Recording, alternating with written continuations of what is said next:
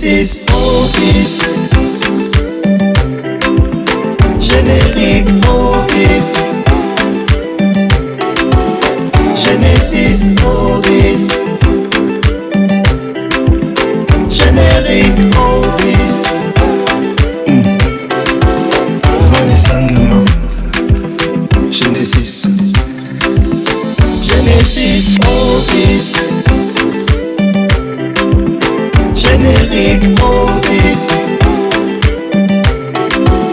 Genesis Otis, générique Otis, Genesis, alright. Bonjour à tous et à toutes, bienvenue dans l'émission Genesis. Nous approchons petit à petit vers la fin de l'année.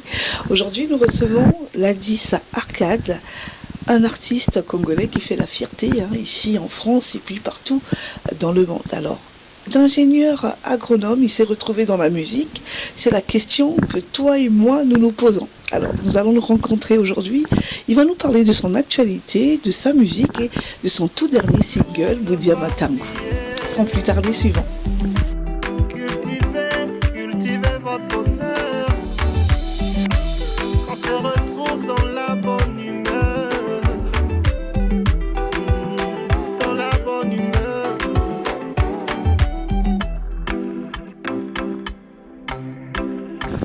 Bonjour Ladis Arcade. Bonjour Vanessa. C'est un plaisir de te retrouver ici à Paris où tu es en séjour. Alors, Ladis Arcade, ingénieur agronome. Et aujourd'hui, tu te retrouves, je te connais, en tant que grand artiste du Congo. Comment es-tu arrivé à la musique ? Oh, ben, tu sais qu'il y a des choses qu'on ne prévoit pas. C'est passé du jour au lendemain comme ça. Et je pense qu'il y avait au moins un petit brin petit sentiment de musique du fait que j'étais aussi, que mon père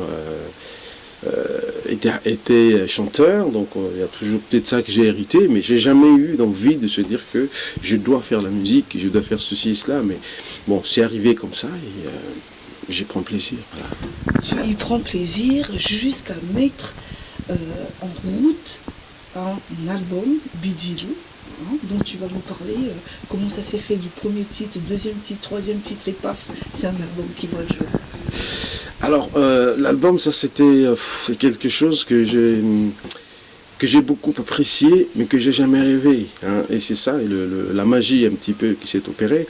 C'était uniquement parce qu'on était avec des amis dans une soirée, et puis j'ai pris le micro, j'ai chanté, et puis ça a émerveillé un petit peu les gens, et les collègues qui étaient là, des artistes, c'est déjà confirmé. Ils me disent, mais la chanson là, elle vient de qui? Je me dis, c'est à moi. Je dis, ah bon, tu écris? Je dis, oui, j'ai quelques chansons comme ça, quand j'ai le temps, j'essaie de d'écrire. Et puis il me dit, tiens, et dans le lot, il y avait un qui avait un homme qui avait du matériel chelou qu'on pouvait enregistrer. Je dis, tiens, mais si ça te dit, on peut enregistrer une de tes chansons, ça va peut-être te faire plaisir. Je dis oui, c'était... Et du coup, on a pris rendez-vous, on s'est retrouvés tous, on a joué, je me rappelle, c'était Yann Zingula que j'avais chanté. Et voilà, on l'a fait, et il me dit, bah, tiens, je vais te mettre ça sur support, et puis tu verras bien. Il est allé, il a mis dans ses machines, il a enregistré. Et puis quand il m'a ramené la chanson, je l'ai réécouté ma voix avec la musique. Je dis waouh, c'est ce que ça donne. Et puis tu vois, il s'est créé quelque chose. Et puis tiens, je peux peut-être en faire une autre. Et ainsi de suite une autre. Et bien l'album Bidilou a été fait en fait. L'album Bidilou, c'était un premier album, toi en tant qu'artiste. Et ensuite, il y a eu un deuxième, il y a même eu un prix que tu as gagné, et du coup il y a eu confirmation un peu de cette vocation à vouloir faire de la musique. Oui, je pense que, enfin, j'essaie de traduire ça comme ça, bon, comme on dit l'appétit vient en mangeant, mais parfois aussi tu as trop mangé, on risque de vomir. Non, j'essaie de me convaincre parce que je n'ai pas en fait de raison précise pour dire que voilà ce qu'il a fait, voilà ce qu'il a fait. Et ce que je peux me dire, c'est que quand j'ai fait Bidilou, c'était en toute innocence. Je voulais me faire plaisir, je voulais faire un truc, et puis ça y est. Mais après, il y a eu une magie qui s'est opérée. J'ai eu des retours des gens et qui m'ont fondamentalement touché. Et partant de là, j'ai fait des rencontres après. Et c'est des rencontres que j'ai eu à faire après qui m'ont convaincu un petit peu. Et la première rencontre, c'était celle de Nzongo Soul, qui finalement, quand elle a écouté cet album, il m'a dit tu sais, mon petit n'est pas artiste qui veut. Si tu arrives à chanter, si tu arrives à dire ce genre de choses, à composer ce genre de chansons, c'est que tu as quelque chose en toi. Et le garder en toi personnellement, c'est égoïste. Tu dois le sortir. Et c'est ça qui m'a... Qui a réveillé la bête qui sommeillait. Exactement.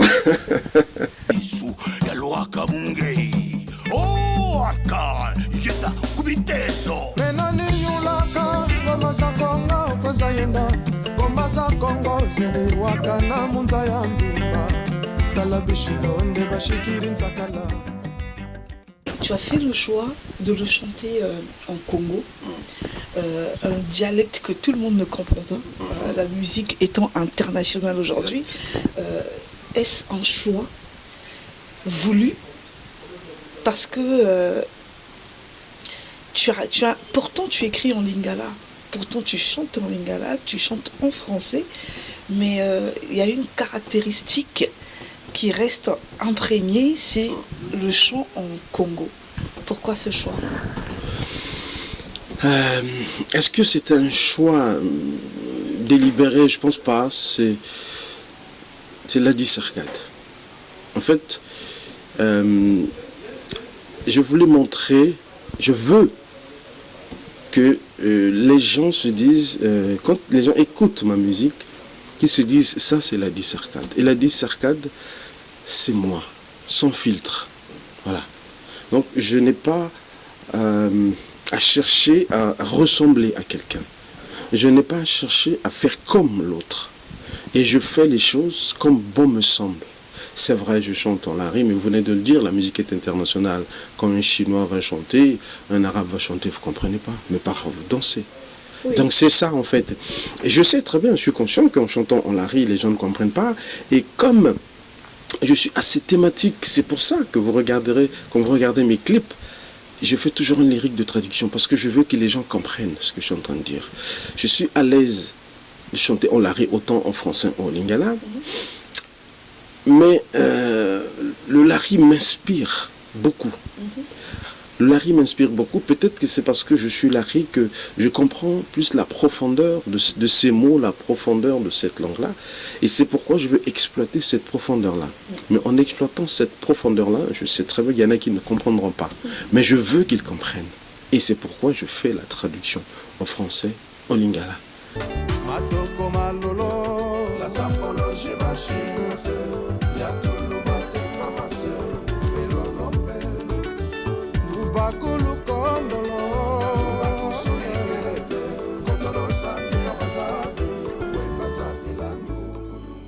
Les temps changent, tu parles de la sapologie, tu parles du comportement des femmes, mais est-ce que dans les temps changent, il y a tout va bien, à part ça, tout va bien? Parce qu'on pointe quand même les dérives actuelles, et ensuite on va parler du dernier single qui est sorti, Budiamata. Et tu sais, parfois, pour faire comprendre quelque chose à quelqu'un, il faut plutôt passer par le négatif. En fait, c'est le négatif fait réfléchir. Le positif ne fait pas souvent réfléchir. Parce que le positif, on se dit, ouais, tout va bien. Voilà. Mais c'est le négatif, quand on sort le négatif, on se dit, waouh, c'est comme ça. Et donc, moi, en voulant passer un message positif, j'utilise le négatif. Quand je dis que les femmes, aujourd'hui, ont l'impression que leur argument de vie circule derrière, c'est le négatif, ça. Ouais. Effectivement, ça fait toucher les gens, ça fait réagir les gens. Je dis, mais pourquoi les femmes, quand ils se mettent à danser, par exemple, c'est toujours se courber, s'habiller, c'est quasiment... Il faut avouer que c'est vous qui l'avez permis. Quand on voit aujourd'hui les clips vidéo des artistes, c'est surtout ça qu'on montre. C'est vous qui avez commencé à exhiber la femme. Mais est-ce que la femme est obligée de suivre? Parce que l'homme tend un piège à la femme. Est-ce que la femme est obligée de suivre? La vie commence par la femme. C'est la femme qui met au monde. C'est la femme qui gère le monde. Et donc, si la femme se déroute, le monde se déroute. Et Mamani Mama quoi, c'est une chanson que, voilà, comme je dis, hein, il y a la première personne, pour moi, c'est la maman, quoi. parce que c'est elle qui nous montre un petit peu l'éducation, c'est elle qui nous éduque, c'est elle qui nous oriente. Bon, je ne dis pas que le papa n'est pour rien, mais bon, voilà. Et donc, c'est une chanson qu'on a chantée avec le grand frère Kalidiatou. Hein. Donc, au départ, j'avais un projet de partir sur... Parce que lui, il avait fait une chanson qui s'appelle Maman. Et à un moment donné, on s'est retrouvé sur un plateau. Et quand il avait chanté, je dis, ouais, c'est pas mal ça. Et je suis allé le voir, j'ai dit, bah, tiens mon grand, est-ce qu'on peut faire la reprise de cette chanson? Il me dit, ah oui, bah, écoute, tu fais, moi je te suis. Et quand je suis arrivé chez moi, quand j'ai réécouté la chanson, je me suis dit que la chanson était fermée. Parce que cette chanson s'adressait à sa famille. Parce qu'il y a les noms de ses parents. J'ai dit non, je ne peux pas faire une chanson comme ça. Donc je l'ai appelé, j'ai dit, ce que je vais faire, c'est que je vais repartir sur autre chose. On va créer un autre projet, mais tu vois, on va prendre la partie que tu chantes là. On va la mettre dans le projet. Et donc voilà comment le projet est né. Donc j'ai réécrit la chanson avec toutes les programmations, tout ça. Donc Mamani Mama quoi. Et puis Yakali, il a ramené un petit peu. Et donc voilà. Aujourd'hui c'est une chanson dont on est fiers tous les deux. Mamani Mama quoi. Mamani Mama quoi. Mama kwendani bele mama, mama kwendani tumane, mama kwendani diri makanga, mama kwendani yemalale. Quand on met cette chanson, c'est vraiment pour dire qu'on peut tout faire. La maman a toujours sa première place.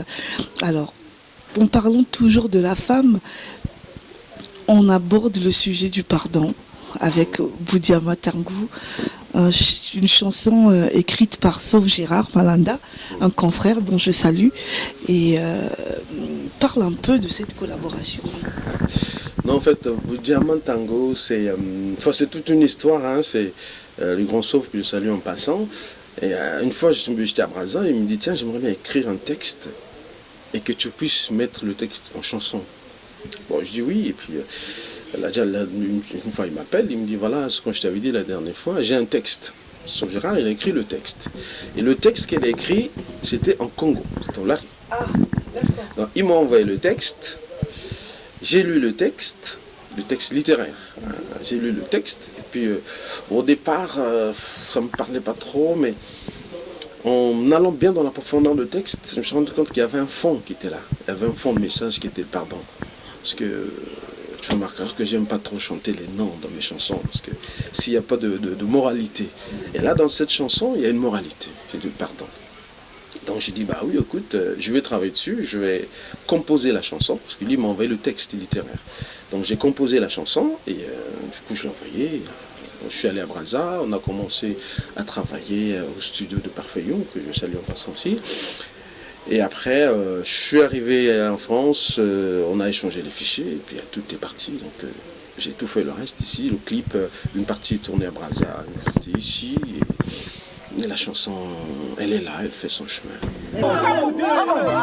Boudiama Tangu, Zulumbo Dilembama, Zadimbo Kazuna, Timambo Mitingalala, Nituzeto, Bozivwe Mbama.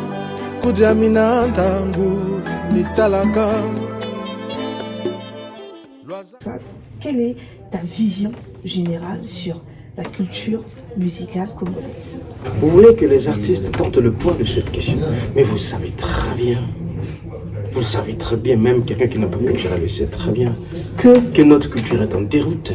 Mais vous n'osez pas le dire, il faut le dire, la musique. Mais quand tu parles de déroute, précise. Exprime-toi un peu, sois un peu plus clair. Ah voilà, donc on veut me faire porter le chapeau. Mais non, moi ça ne me dérange pas. Moi ça ne me dérange pas, je dis les choses telles qu'elles sont. Aujourd'hui, si quelqu'un vient vous dire qu'on a la culture congolaise, elle est en expansion, non, c'est faux. C'est faux complètement. Mais la culture c'est quoi? La culture c'est l'éducation. Donc si on reste sur le mot éducation, est-ce que si je vous pose la question, est-ce que l'éducation au Congo, ça va dans le sens exponentiel? Vous me direz non. Si vous avez le courage de dire, vous me direz non. Donc voilà. Quand on compare aux anciens des thèmes qui regroupaient la famille, qui chantaient, voilà. Nous aujourd'hui, il y a les 2, 3, 4 dernières années, les thèmes c'est toujours en dessous de la ceinture. Elle est où la moralité là-dedans? Il n'y a pas de moralité. Aujourd'hui, les parents ne sont plus ensemble avec les enfants pour regarder le clip. Il n'y en a plus. Donc c'est ça, et ça détruit complètement. Et pour ça, excuse-moi, oui, la dernière parole, effectivement, je vais la dire, parce que on dit Tungurila ni Tunga. C'est-à-dire que dénoncer quelque chose, reprocher quelque chose, c'est construire. Voilà, c'est de cette façon-là qu'on doit voir les choses. Donc ce que j'ai dit là, si ça a touché des gens, sachez que je veux simplement construire. Je dénonce les choses telles qu'elles sont. Voilà, maintenant, il faut les prendre dans le sens où se dire, tiens, voilà, après, construisons si on veut construire, si on a envie de construire. Et moi, j'ai cette envie-là. C'est pourquoi je refuse les mabangas, c'est pourquoi je refuse de chanter les chansons personnelles. Merci, en tout cas, merci à vous d'avoir suivi l'émission Genesis. Je vous dis à très bientôt. Surtout, n'oubliez pas, cultivez votre bonheur. Ciao. Bye bye.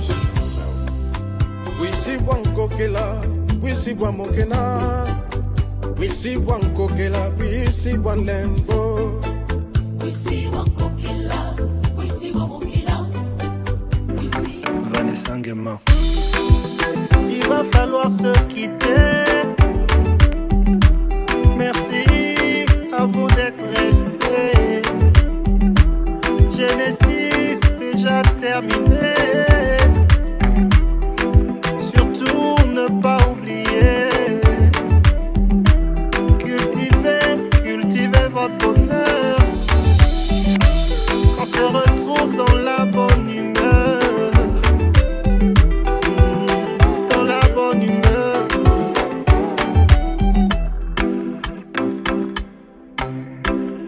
Genesis Otis. Générique Otis. Genesis Otis. Générique Otis. Vanessa Nguema. Genesis. Genesis Otis. Générique Otis. Genesis Otis. Générique Otis. Genesis Otis.